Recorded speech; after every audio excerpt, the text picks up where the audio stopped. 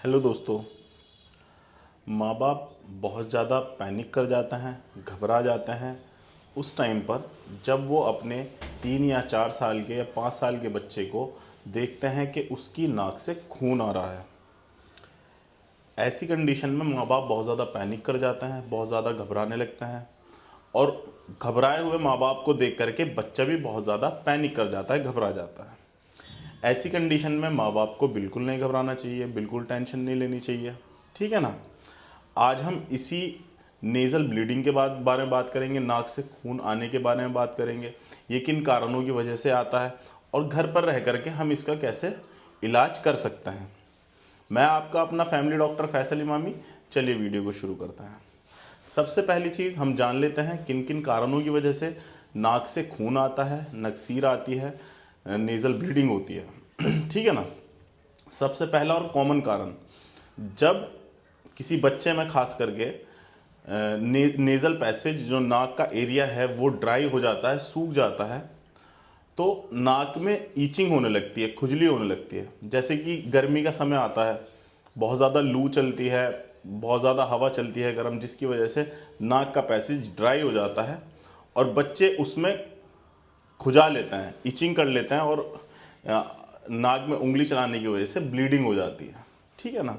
ये भी एक कारण है कि नेज़ल पैसेज अगर ड्राई है उसमें इंजरी होने का खतरा रहता है, उसकी जो म्यूकस है वो छिलने का खतरा रहता है, ठीक है ना।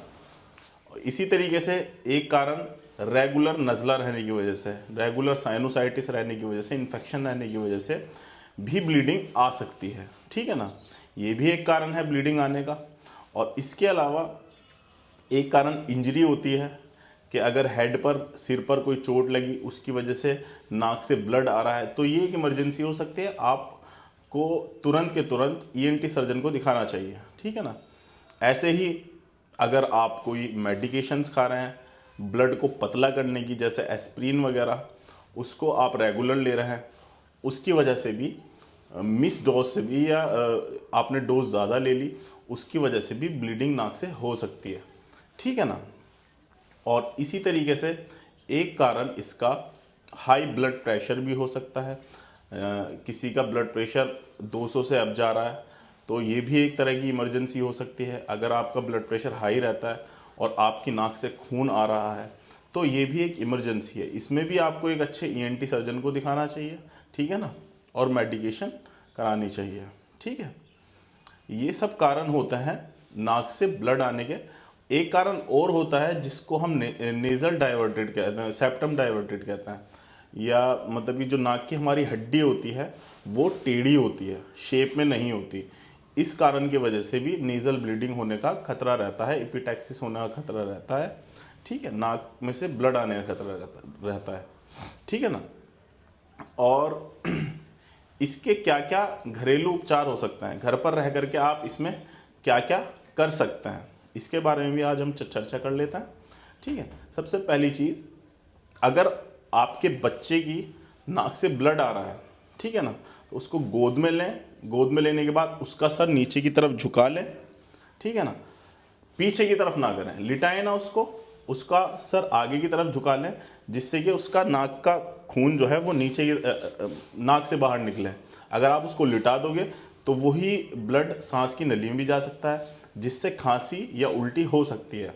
तो आप उसका सर नीचे की तरफ कर लें और अंगूठे से और उंगली से नाक को टाइटली दबा लें, ठीक है। ये आप 5 मिनट के लिए करें, 5 मिनट तक दबा के रखें। उसके बाद देखें कि ब्लीडिंग हो रही है या नहीं हो रही। अगर हो रही है तो 10 मिनट के लिए और दबाएं, ठीक है। अगर ब्लीडिंग नहीं रुकती तो पास में कोई ईएनटी सर्जन हो तो उसको जा कर के दिखाएं, ठीक है ना, और इसका ट्रीटमेंट कराएं। अगर नेज़ल ब्लीडिंग ब्लड प्रेशर बढ़ने की वजह से हो रही है तो आप किसी अच्छे ईएनटी सर्जन को दिखाएं या फिर अपने पास जो अच्छा डॉक्टर है उसको दिखाएं, ब्लड प्रेशर की मेडिकेशन कराएं। ब्लड प्रेशर की दवा कराने से ब्लड प्रेशर अगर कम होता है तो उससे ब्लीडिंग कम हो जाती है, मगर इसको नज़रअंदाज ना करें, किसी अच्छे ईएनटी सर्जन को दिखाएं।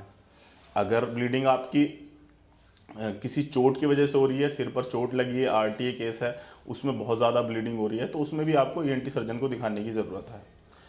और इसके अलावा आप अगर नॉर्मली नकसीर छूट रही है सेप्टम डाइवर्टेड है या और किसी और कंडीशन की वजह से आपको नेज़ल ब्लीडिंग हो रही है, तो आप गर्दन नीचे की तरफ रखें, अंगूठे और उंगली से नाक को दबाएं और रखें।